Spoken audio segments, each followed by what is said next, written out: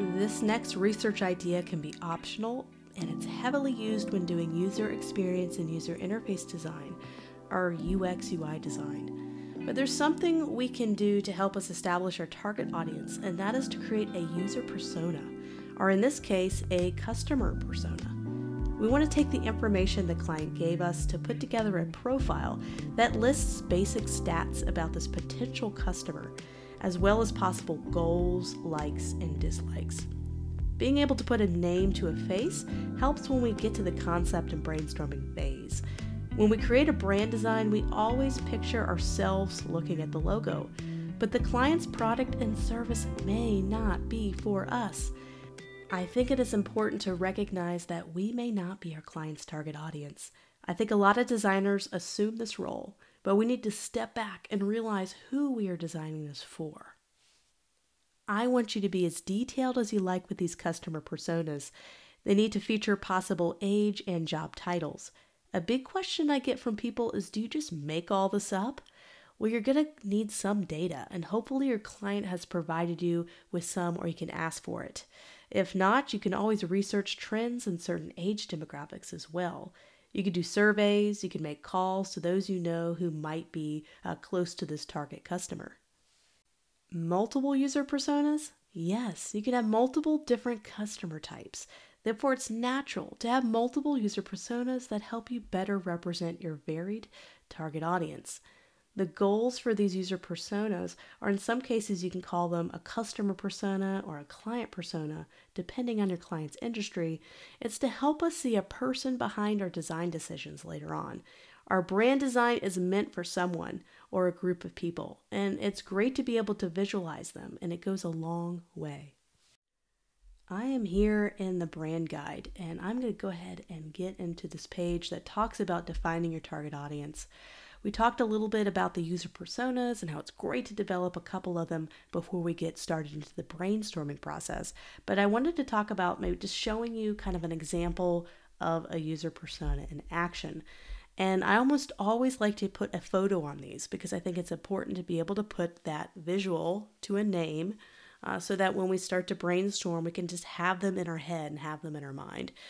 So you could just go on Pexels.com or Unsplash.com and just find kind of someone you feel like would connect well with the brand after you've done some research. So of course, with a photo, I like to put a name. Give them a name. Give them a name that's popular among their age group or whatever we want to do there. And also, I love to give them a title. What are they? And it doesn't always have to be a job title. Sometimes it's nice to put a job title, but sometimes it could just be the kind of personality they have. In this case, it's the professional foodie. So she just loves to kind of go out and write about food experiences. She loves food, but it may or may not be an actual title. It could just kind of be a personality type. So I like to list some general facts. So she has an age. She's 36. She's single. Her occupation, she's in banking, and she makes a pretty decent income. And that's really important because people who are making, under $20,000 a year, they may not be our target audience. Those making over $200,000 a year might not be our target audience. So we need to figure out who are we targeting. It's going to really help when we're coming up with marketing campaigns and when we're coming up with social media campaigns. Who are we targeting? This can be really helpful to try to figure this out. Location, she's in the United States. Our restaurant is going to just start out in the United States, so it's kind of helps narrow things down for us. Education is important, so she has a bachelor or greater, and that kind of matches up with her income. I mean, none of this is set in stone for her, but it's just kind of helpful to guess kind of the education level she might have. That doesn't mean that we're stuck with only targeting people who have a bachelor's degree. That's not the case at all. There could be multiple user personas in this. This is just one example. So another thing I like to do is talk about their goals in life. What are their goals? This is when it gets a little bit more creative, that you're kind of writing a story for her. You're writing, she's just more than just facts. She's more than just statistics. There is a real person who has goals, insights, and passions in her life. And this is where we want to kind of write and craft that story. So for goals, just an idea is a professional who wants to reduce time cooking and preparing food. So she's busy. She doesn't have time to sit here and have really good food, but she's a foodie and she wants high quality food, but she may not have time to cook it. So that's where this kind of restaurant could really help her, especially with their delivery service. So she desires a high quality fresh food. Notice the word fresh is in there. You're starting to see these words used repetitively on purpose. She has a desire for sushi and visits a sushi place at least once a week. So she's already kind of a fan of sushi. She understands it already. It's not new to her. She is a foodie, by the way. So it all kind of connects. Values. So she wants to have work-life balance, and so being able to get fresh sushi delivered or go for a quick bite to eat at lunch is valuable to her. She also likes health and nutrition, and raw fish can be some of the healthiest food in the world, along with rice and the other side items they offer on their menu. This is a very healthy place to eat. Food is an experience, and it's not just for sustenance. So this kind of goes back to her personality being the professional foodie. She eats food because she really enjoys it. She doesn't eat it just because it has a certain amount of calories she needs each day. It's an important part of her life, and some people are built that way. Some people just love to eat food, and I'm one of those people. I just enjoy the eating experience. And so this really helps us figure out who this person is and some of the motivations behind her going out and getting sushi. So everybody in life has problems. And that means they have some problem-solving opportunities. These are problems that we can solve with our unique concept and product or service. So if you have a client that walks dogs and you have a problem of not feeling like your pet gets enough attention when you're gone at work, well, that's a problem that I have that you have a solution or product for that can solve it. So that's how you have to think with these problem-solving opportunities.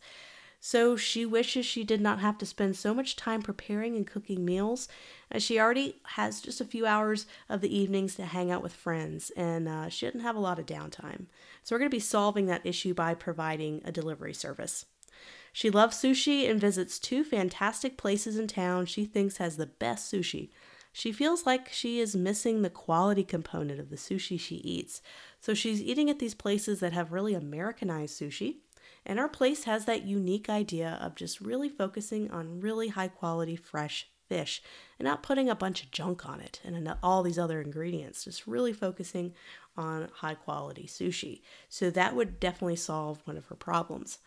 Another opportunity is she would love to have great quality fresh sushi delivered, but she's a little wary of trusting a local place to deliver it. There's the idea that delivery sushi is not going to taste as fresh as visiting the restaurant. So this could be an educational opportunity for us when we're developing our brand language, we're writing our ad copy. Perhaps we can position our company to resolve this idea that delivery is not going to be as fresh. And so we have to find some way to maybe think about that in the future to say, okay, we are fresh, even though it takes 20 minutes to get to your door.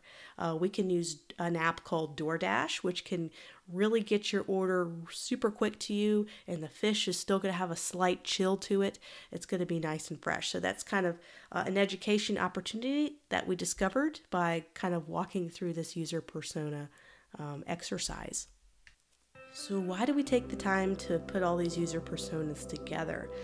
I like to craft it in a really nice professional way because when I do my presentation to the client a little bit later on, I think this really helps to add a professional layer to my presentation because once again, I'm proving to my client I'm more than just a graphic designer. I'm thinking about the whole marketing, branding, strategy piece. And that's what makes me different, and that's why I can charge a little bit higher prices, because I work through all these different steps that other graphic designers are just not doing with their work. So if I can provide this is what ad agencies go through, all these little detailed steps. It seems like a lot of extra work, but you can charge more money, you can get bigger clients this way. This is the kind of stuff when you start to get large clients, this is kind of what they're expecting, and this is what big ad agencies try to do as well. So I'm just trying to show you this little bit more expert level presentation. I think this goes such a long way into proving to the client you're really thinking through this, that you're not developing concepts at random, that there's a process and there's a little bit of order to your creative process.